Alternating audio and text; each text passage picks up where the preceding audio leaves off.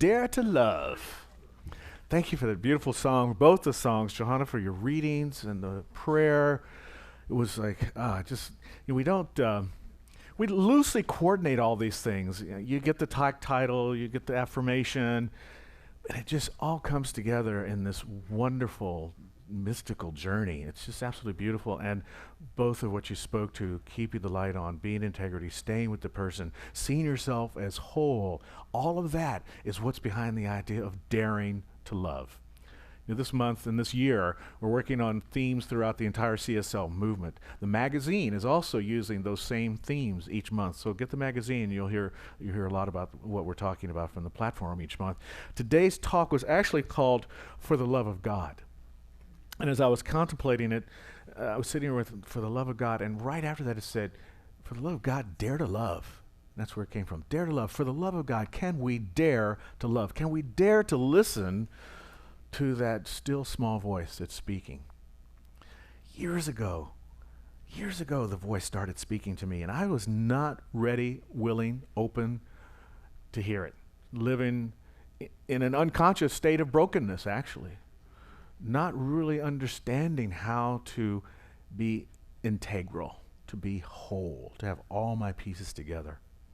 One of my dearest friends, a guy named Mark, had a sister who started going 25 years ago, going to Agape. And the woman's name was Margot. And after going to Agape for a while and getting caught with the spirit that Michael had put into her and the journey of science of mind and hearing the teachings and being so lit up by that, Margot decided to change her name to Heaven. And remember now, this 25 years ago, I was in my resistance mode. I was, nature for me and God for me was going to the Hollywood market on Sunday morning and buying oranges. That was my God, going to the Hollywood Fresh Street Market each Sunday. That was my church, So I wasn't comfortable with that idea. You would change your name, and you could change your name anything to Heaven? Are you kidding? And I couldn't remember to do it. I'd known Mark and Margot for already 10 years, so remembering to say Heaven was a journey, And so I would get it wrong, and I would be corrected. It's Heaven. And so one day, in my resistance to the still small voice, what I know now was my resistance, but then I was in this space. Oh, I'll show you. So when I got to the house that day, anything that happened, I'd say, oh, for Margot's sake, for the love of Margot, instead of for the love of heaven, for God. Oh my God, I don't think she did speak to me for like 5 years. I'd go to the house and it'd be just ice, It was crazy. But now this time later, what I've come to see is that was the still small voice. The reason I had such resistance to it is because it was a message that was trying to capture me and bring me perhaps to this place, but I had more lessons to learn, more experiments to do, more research to cover. And finally I got here. Well, now, I'm not even sure if I got here. Finally, I got somewhere that allowed me to be open enough to get further along the journey. I think I'll say it like that.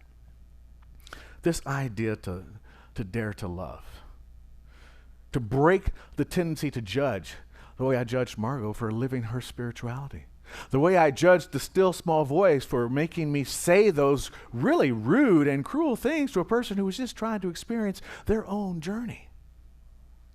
The blindness that shows up, the sense of entitlement and privilege that I know so much that I could say something about somebody that would hurt them. To be so unconscious and to live in a place of superiority, that kind of blindness affects us all. I'm going to say all of us. And if it doesn't affect you, well, great. Levitate on your chair. Go for it. So this dare to love actually is going to be like childhood playground. I double dare you. I double dare you to love for the love of God in the weeks ahead. To be in that place, to be in that container that Johanna spoke about from the Mark Nepo poem. To be the pillow when the heart's broken and the tears are coming out. To wrap your arms around, to keep the light on when somebody's hope is completely lost. To keep the light on for yourself when you judge, when you live in your fear. I was talking to my dad this week. He's on a board for an organization that works for homelessness in St. Paul. And, you guys know that's something that touches my heart, the homeless situation, people that are experiencing that. He talked about a woman who had, husband got sick. They paid the premium for the insurance. It was $5,000 to take him to the hospital. After that, their savings was gone. 2 weeks later, she lost her job. A month later, they were out of their house. They were homeless. He's in the hospital and she's homeless. Now, their organization was able to get them back into a place. But it made me think about how all of us are just a paycheck away. All of us are just one freak accident away from such heartbreak that we could never imagine we could get over it. Are we willing to dare to love? Are we willing to stay in that space and let love be present in all that we do and everywhere that we go? Are we there? Are we able to dare to be the self-givingness of God, as Dr. Holmes describes what love is? It's a lovely definition for love. He says, love is the self-givingness of spirit through the desire of life to express itself in terms of creation. Now that's interesting. In terms of creation, can your love be so strong? Can you dare to love so much that you will create that thing that's within you calling you forth? That music that Patricia gets awards for writing, the poetry that Johanna is publishing now in the Unity magazine. Can you dare to let that creation come forth? This week we were doing our morning walk and there was a guy that was laying out, and it was beautiful. Man, the weather has been just awesome, has it not? Oh my God, I just love calling my brother, Hey man, I can't hear you. Hold on, let me close the window. He's like, oh, click. What? Hello? But we're taking our walk and we're coming up out of Universal there, and here's this guy, and he's laying out in the sun. I think he was creating the beach experience. Probably experiencing homelessness, maybe. This is my judging. I don't know. I mean, kind of woolly looking, and he had one sock, and the other sock had a hole in it. He's laying there, but he's laying out in the sun, and he's just like, and I'm thinking, wow, that's creation, baby. You can make the metro station your beach. That's creation. I walked over to him and I looked at him and I looked down at him and I said, looks nice there. And he looked up and he had the most beautiful blue eyes. They were just stunning. It was like the sky was reflecting in his eyes, And it was just a lovely moment that took from daring to just go, hey, look at that guy. There was my first thought that was not the God thought. My first thought was, look at that bum laying out there. What's up with him? But my God thought was, let's go check that out. And then I got the God response. Just the moment. He didn't say anything to me. In fact, he was a little bit disturbed that I disturbed him. He was taking a nap or something, But he did give me the opportunity to look him in the eye and to see that beauty. Can we be that ingenious with our creations? There's a homeless encampment not too far from where we live underneath the 170 freeway. Man, talk about creativity. I mean, these tent cities, they're amazing. This guy had a desk. He had a little kitchenette area. He had his bedroom area. He had some signs, keep out. I was like, well, this is ingenious. I hope he can find another way to live his experience, but that's amazing. It's amazing. It was the Michelangelo thing. Michelangelo, he's got the slab, and he knows that if he chips away at the slab, the statue emerges. That the statue is within the slab. He doesn't have a statue in his mind. He chips away and makes the slab into a statue. He chips away what's not there to allow it to be. It's like Rumi. Rumi says, what our task is not to seek love. Our task is to seek all the barriers that we built up against love. Can we do that? Can we accept the dare to love? Can we accept that the problems and the opportunities and the brokenness that we see in the world is really just a slab? Right? Can we accept that the barriers we built up around seeing the solution to that, that's not the work. The work is to break those barriers down so we can see that the truth, the divinity, the wholeness that's already there in every situation. Can we do that? If we can do that, we can build a much healthier community for all of us. This is why the community salon has been called the Simi Community Salon instead of the Story and Poetry Salon, because it's about building community. It's about all of us coming together. Anthony DeMello, in a beautiful book called Awareness, says that community is created by understanding the blocks that we put in the way of community, by understanding the conflicts that arise from our fears and our desires. What are we fearing? What are you fearing? What's showing up? I have a theory that what shows up as fear in your life, what shows up as fear in your life is really your desire for wholeness to be expressed. Now, maybe that's just my journey. That certainly did become the case with the Margot story. And I get it now, because I wasn't ready 25 years ago to wake up every morning and want to be surrounded by, Anthony DeMello and Mark Nepo and Elizabeth Curtis Hopkins and Ernest Holmes and the Fillmores and just have all that, and the Bible and just have all that around, and then have Johanna read to me from the City Yoga website what the Guru Maya is talking about today. I wasn't ready for that 25 years ago. You may not be ready for your fears to break down and your desires to show up, but the root is there in both.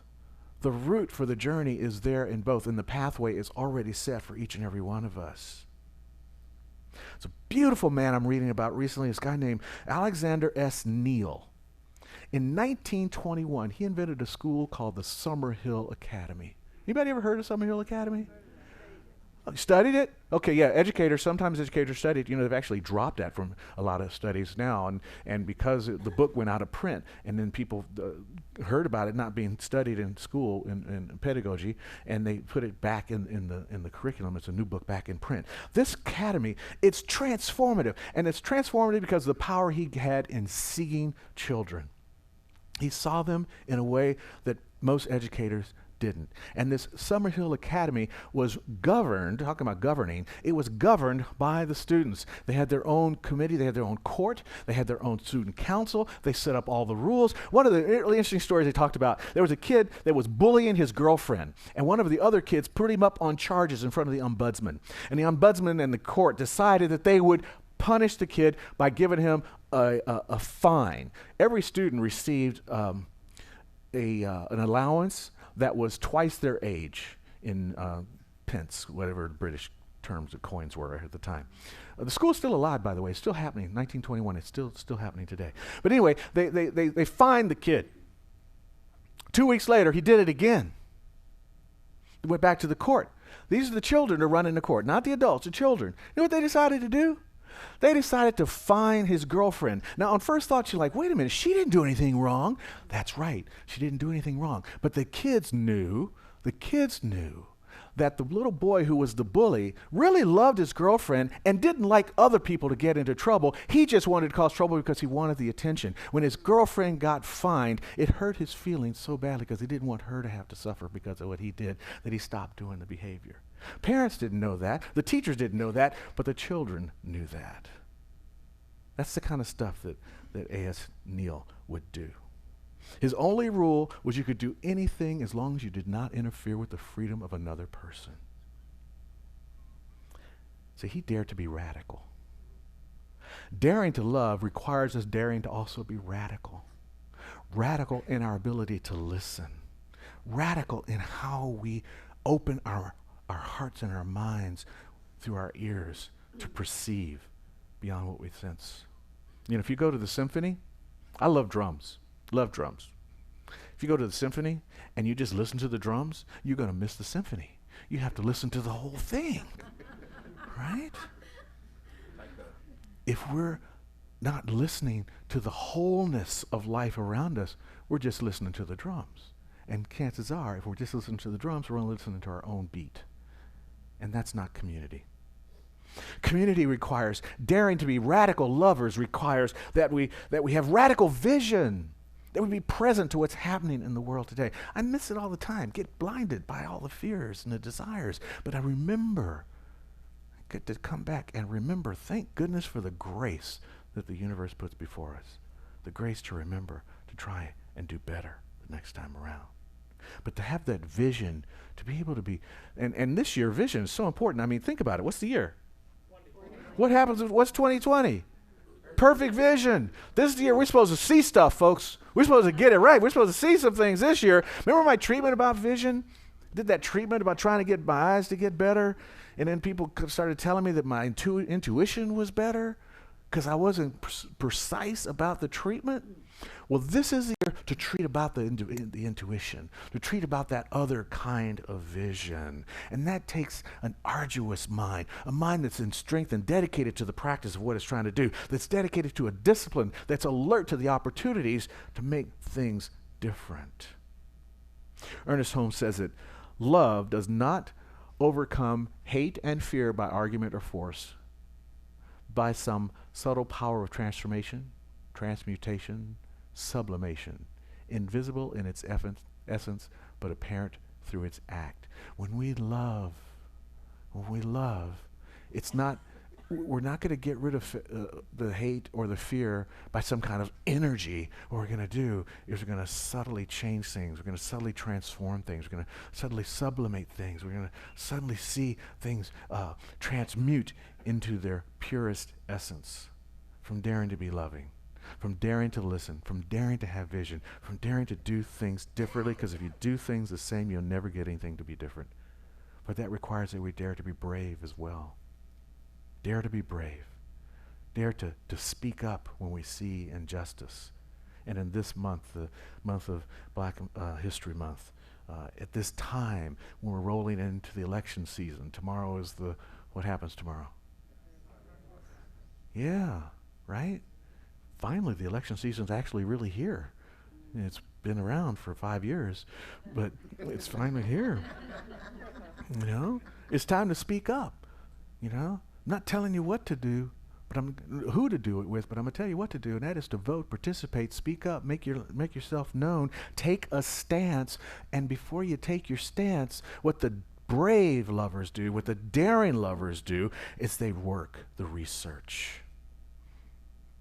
They see what's working, what's related to the fears, the desires, what essence is being called forth in your life, what strengths do you want to see showing up in the world, what principles are important to you, who is embodying those same principles, what organizations are working to make a difference around those principles, and if you find them, then join them and support them. Dare to be brave enough to do that, and dare to be brave enough to open your heart and your mind to listen to what someone else has to say. I listen to all the news channels. All of them. No matter what it pains or does not pain me to do. I don't want to just hear the drums. And I encourage all of us to daring to love means daring to be brave enough to listen, to see the whole entire symphony. And when we do that, it might hurt. In fact, it's going to hurt. Bravery hurts. It's costly because it faces reality. And reality hurts. And sometimes, I don't know about you guys, but I don't like hurting. It doesn't feel good. But sometimes it feels right. And sometimes it's actually liberating. Maya Angelou, poet laureate, says, "In the flush of love's light." Oops, did I miss one? That's okay. I might have dropped it. Is it there? Go back one. Yeah. Oh, no, that's interesting. Go one more. Yeah. No, the other way. One more. Okay. Forget it. I didn't put it in, but I have it here. It's a great quote from Maya Angelou. I'm gonna read it to you right now. In the flesh, this is about the bravery thing, about the creating and the liberating and how it works and how costly it can be. In the flush of love's light, we dare be brave. And suddenly we see that love cost all we are and will ever be. Yet it is only love which sets us free. Maya Angelou. In the flush of love's light, we dare to be brave. And suddenly we see that love cost all we are and all we will ever be.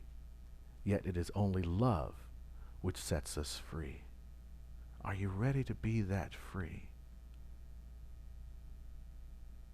Thank you for not answering. No, seriously. In our How to Know God class, the first class, thinking about the journey that we were getting ready to go on, I've read this to the members of the class. It's from Jeff Foster. It's called Dare. He says, "Today, Dare to allow yourself to be seen. Dare to tell the truth. Dare to stop pretending. Dare to stay present to the secret that burns like fire inside. Dare to be wildly inconsistent. Dare to let another in. Dare to let go of the image. Dare to not be prepared. Dare to give everything for the awakening of love. Dare to fail. Dare to mess everything up. Dare to fall on the ground, humbled again, laughing. Dare to not know how to dare. Dare to dream and let dreams die. Dare to honor the past but not cling to it. Dare to give an honest yes and an honest no. Dare to be wrong. Dare to be right. Dare to be real. Dare to be here today.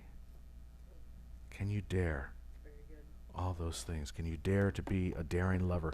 Can you dare to transcend the various kinds of love? Eros love, the romantic love, it's fun, it's flighty, it's the stuff that you hear in the love songs on the radio, it's stuff that so much poetry is about. Okay, that's great. I love it. We all love it. But can we transcend that love? Can we transcend the philia love, the Greek philia love? Can we transcend the familiar love, the love of family, of mother and son and daughter? Can we transcend that kind of love and go to the agape love, to the love of God, to the love of essence of everything? Can we dare to be that? Because see, that kind of love is sensitive. That kind of love is conscious. That kind of love is aware. That kind of love is a love that sees. That's 20/20 vision kind of love right there. As Meister Eckhart says, the eye that I see God is the eye that God sees me. My eye and God's eye are one eye, one seeing, one knowing, one loving. Through the awareness of seeing in that way, we get to notice. We get to notice what needs to happen and needs to be changed in us and what needs to be changed in the world. When we see things as they are, we can see the change that needs to come. It's like Anthony DeMello says here, anything you're aware of keeps changing. Clouds keep moving. I love that image. Clouds keep moving. Takes me back to summers in Cincinnati, Ohio, when they had the puffy white cumulus clouds. You lay back and watch them, and oh, there's an elephant, and oh, that looks like a giraffe, and oh, that looks like a spaceship, and seeing all the clouds, and then a few minutes later it changes into something else. When we have that kind of awareness of what's going on in the world, that's when we become the change agents. That's when we take the seeds of nonviolence and make it alive. That's when we dare to love. So what are you seeing? What needs to move in you? What needs to move through you for you to dare to love? And so it is.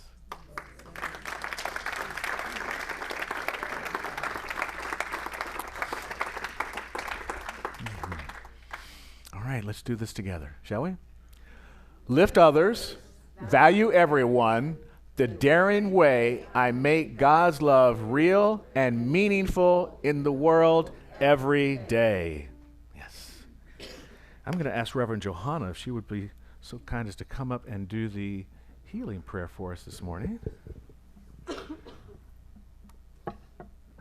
you can get more of what I get to enjoy so often, awesome treatments. So lift others, value everyone. I just want to complete the story Reverend Stephen started with, because we saw the person on the sidewalk and Reverend Stephen sat down and took off his shoes and took off his socks, put his shoes back on and gave the socks to the person lying on the sidewalk. Wow. And that is agape love. And so this treatment that's going to happen right now, we do this all together from that place of agape love. We do it for each other. We do it for our family, for our friends, for people we know can use that love. So when you think of the people who might be on your heart, who might be hurting, or might have asked for prayer, pray with me. I pray out loud, but you pray with me. You do your own prayer. And we pray for the community, and that's how we build community. So with the prayer, we first recognize the truth of our being, and the truth of our being is that there's only one divine energy that is expressing us all, that there's only one divine energy that is that love, that is well-being, that is lavish abundance, that is harmony and peace. That is the truth of who we are. And in that knowingness, I also know that every person that is on our heart is the divine expressing. That love, that well-being, that power, the lavish abundance is expressing as them, is fully embodied within them as them. So right here and right now, for every person here, for every person who's tuning into this service, and for all who are on our hearts, I declare that that love just moves forward. That anything that's in the way of the full experience of that love and that protection and that well-being and that lavish abundance, anything that's in the way has gone back to the light now. That only the truth remains. And for this, I'm just so grateful because I know it's here right now. And I anchor this by saying, and so it is.